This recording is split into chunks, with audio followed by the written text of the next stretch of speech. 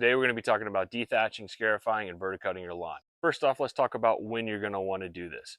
Well, if you're ever walking on your grass and it feels really soft and spongy, you probably got a thatch problem.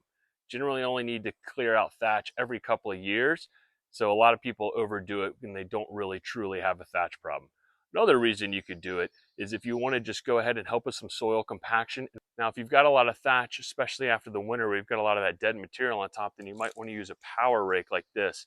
Some people call it a groomer, some people just call it a dethatcher. I'm going to call it a power rake for this video, just so we can keep it all straight, okay? We don't really want to use this on a warm season grass. Now, there's a lot of confusion out there, and I was totally confused, and hell, I probably still am, between what's dethatching, what's scarifying, and what's verticutting. So again, a dethatcher is going to be like this, and see how it has these tines on it that spin? Those are going to take care of what's on the surface and clear out any of that kind of dead debris material that's on top, all right? I'm going to call this a power rake once again. A scarifier is going to look like this. It's got these prongs on the bottom. Notice how these are angled. And what they're going to do is they're going to cut just a little bit down into the soil, and they're going to help clean up that thatch as well as help with any compaction down in the soil. This is what you're probably going to want to use on a warm season lawn. And if you've got a cool season lawn, then you're probably going to want to be looking more to the power rake like this. Now, one thing I did is I took my Scarifier blade to a guy here in town, paid him 20 bucks, and he sharpened it up to make it much more like a verticutter blade. There's not a verticutter blade available for this. Obviously, I'm not going to cut it down deep enough to where any of this angle gets down into the dirt. So my goal being that this cuts through the dirt much more like a verticutter, helps cut the stolons and the rhizomes and the roots underneath the ground to force them to grow back even stronger. The goal, if we're doing this with a warm season grass. Now, another benefit we get out of that is that we get to relieve some of the compaction in the soil as well. These are really simple to change out. You just undo these two screws here with an Allen wrench, swap these right out if you wanted to use the tines here for the power rake. Although, again, I wouldn't do that for a warm season grass. This comes right out of the instruction manual for the Dethatcher Scarifier that I bought. And you see they've got the power rake over here. Notice how it's pretty much cleaning on the surface there above the dirt. And then here is the Scarifier, which can cut down into the dirt at the various depths, depending on what you've got the setting at on top of the Dethatcher. Here is the Dethatcher I went with. You see it folds up very nicely.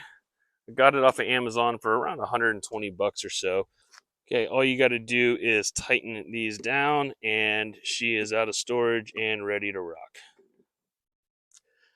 This does also come with a bag attachment, which you just simply hook up right here. It's pretty easy. I'm not going to use it because I've used it before, and I know just how quickly you fill up the bag. So I'm just going to leave it on the grass, and then I'll come and blow it all off the lawn later. And what I've got is the Built Hard. Yep, that's the name. It's 120 volt, 3300 RPM, 16 inches wide. And you see on top, it's got multiple different settings, like we saw in the manual, to drop it down and adjust how deep it's cutting into the soil. I'm gonna start out at a 2. If I need to, I'll raise it up to a 1, but I definitely don't anticipate going any lower than a 2. I went with the corded version. Apparently you can buy some of these with a battery. However, I've heard that the battery runs out super quickly, which I can imagine, as fast as this thing spins. So you end up needing to buy 2 batteries, and that's a huge pain and more expensive. So I went with the corded version. You just need a nice, 100-foot plus extension cord, depending on how big your yard is, or maybe even more. One other thing you don't want to forget is to mark your sprinklers. I couldn't find my flags. Probably my kids got them, and who knows where they are now. So I took a bunch of zip ties and went around and marked my sprinklers. Definitely don't want to run over one of those with the Scarifier, or obviously a verticutter for sure. It will absolutely take that thing out and destroy the head. A Dethatcher will probably be okay, but I'd still mark them anyways. But a Scarifier or verticutter, absolutely no-go. Make sure you mark them. One thing I didn't mention earlier is if you've got some really shallow wires buried in your yard for outdoor lighting or something else like that, you're definitely going to want to mark those before you go and Scarify or Dethatch or really anything, but especially Scarify or verticut.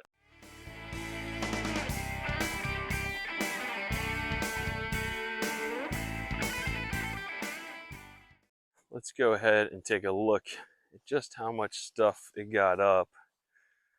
Here's just kind of a average section. Right here you can see just how much dead material and debris it pulled up. You know, it's really not cutting down into the dirt that much. I'm gonna go probably a step lower when I do the main yard. All right, let's just take a look at how much it's getting up. This is on a level 3, and it's definitely cutting into the dirt a little bit more like that.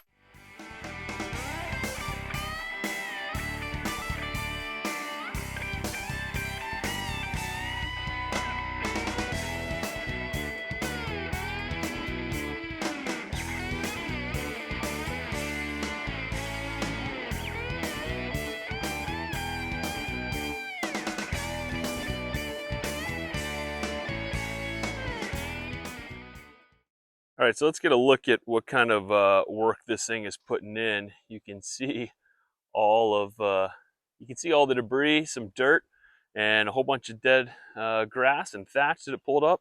So let's go ahead and get a look at it and see how she works.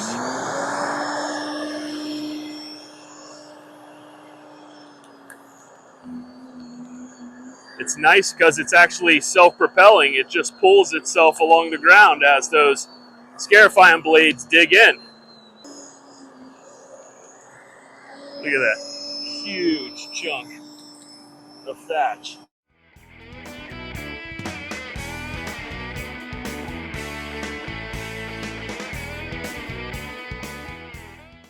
So I'm done now in the front yard, and let's take a look at how much thatch we brought up. Got all that, still got plenty of healthy green in there, and brought up most of the dead stuff, right? And then scarified the soil a little bit. Okay, see all this brought up and just helped with some of the compaction of the soil. You know, in spots you can see, especially where there was already a little bit more soil, with just piles and piles of thatch. Give it a couple weeks here, some fertilizer. I'm going to sand level it next, and she's going to bounce back like nothing. So it seemed to work well. I didn't tear up the grass near as bad as I thought, and seemed to go great.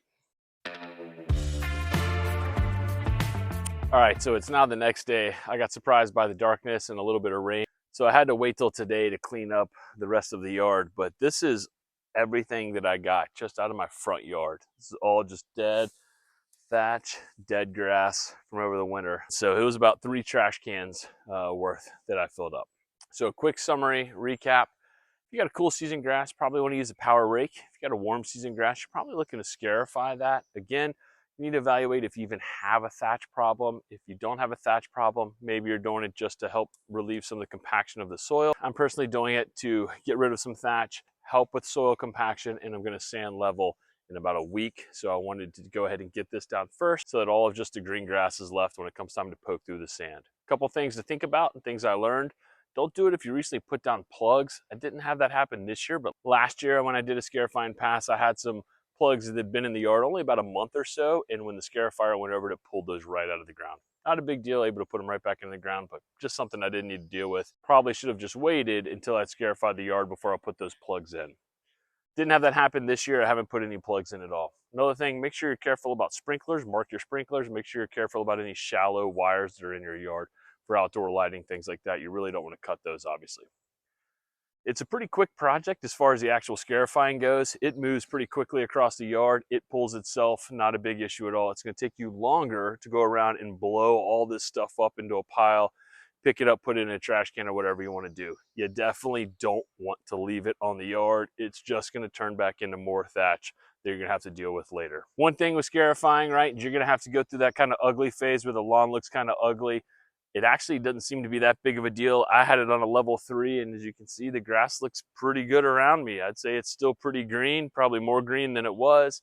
I just scalped it about a week ago, but I think it looks pretty good. Some of the bare spots where there was already a fair amount of dirt, they're a little dirtier, but I'm going to sand level it, fertilize here next week, and hopefully get some grass to spread in those areas. All right, if you scarified or you got anything to add to the video, please go ahead and add it down to a comment below. If you got any questions, let me know. I'll try to answer them as best I can. Again, I'm not an expert at this. This is only the second time I've ever done it, but hope you learned something, and I appreciate it. We'll see you guys in the next video.